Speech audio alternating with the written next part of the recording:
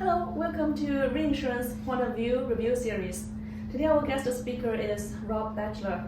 Rob is a principal and a consulting actuary at Milliman. He has been with Milliman for 16 years.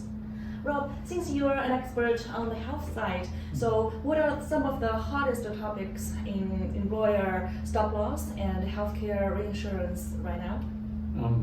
Well, I'd say that high-cost drugs, including cell and gene therapies, are such a big topic that they're probably items 1, 2, and 3 on that list. There's about a dozen cell and gene therapies right now with a cost of $1 million or more that have been approved by the FDA. Several of those are over $3 million, and there's 4 more that have a good chance of being approved by December 31st of this year. Those $1 million treatments are going to hit a lot of reinsurance policies, and the $3 million treatments will hit almost all of them. As a result, these drugs and treatments are on reinsurers' radar. These aren't treatments that are going to be widespread. Our internal estimates suggest that the $1 million treatments will have less than 1,000 users in the commercial market in 2024 and slightly over 1,000 in 2025. However, that means that for any given reinsurance policy, and even if you're talking about a small block of reinsurance policies, you've got a choice. Either you're going to add enough to your rates to cover the expected costs of these treatments and know that the random chance is that you could bring in a couple extra claims so that your pricing adjustment doesn't generate nearly enough premium to cover the actual cost. Or you could charge enough to cover the cost under most outcomes, knowing that that's probably going to be an excessive rate that'll hurt your marketability. And this is probably even more true in the employer stop loss market, where you're dealing with smaller populations. A few years ago, there were discussions about whether these treatments would be covered under reinsurance or carved out and excluded. Generally speaking, the industry's backed away from the idea of excluding them. Instead, discussions were around how to cover the risk appropriately.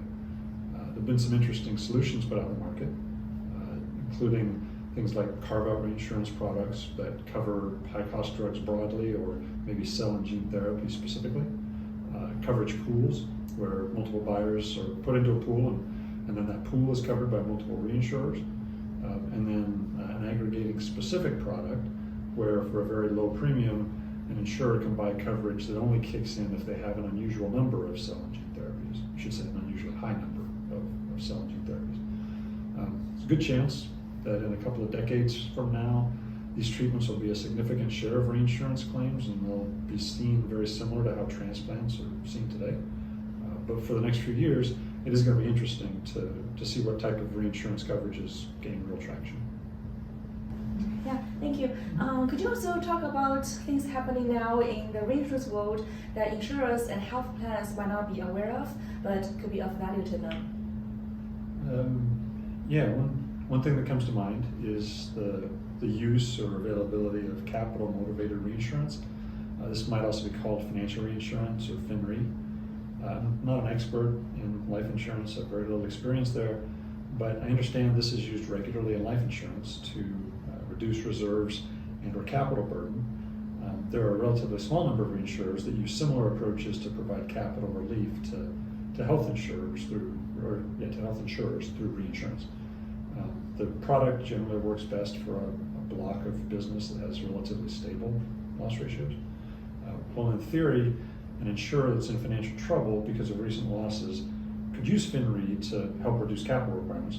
There's a good chance that a reinsurer would not want to provide coverage to that carrier. A much better candidate for the coverage would be a company that needs capital relief because of growth. This could be a company that's recently outgrown their capital, or a company with growth plans who'd like to redeploy their capital towards that new business. It's a concept that's worked for smaller companies and for very large companies. And it's definitely not the right solution for everybody, but I have had a couple of clients who were unaware of the concept, and then when they were introduced to it, they found it to be the solution that they needed. Thank you. Could you also give some examples of things happening in healthcare whose impact may not be fully appreciated by reinsurers? It's probably the only thing, but the impact of the Inflation Reduction Act on Medicare Advantage drug costs kind of fits that description. I don't consider myself an expert on the IRA, as there's many other people within our firm who know much more about it than I do. But starting in 2025, Medicare Advantage plans are going to bear much more of the risk on individuals with high prescription costs. Whereas historically, MA plans have been responsible for about 15% of the cost of catastrophic or high drug costs. That's going to increase to about 60% in 2025. Reinsurers are going to need to adjust their approach to both manual rates and experience rating when they're pricing coverage for Medicare Advantage plans. Thank you very much.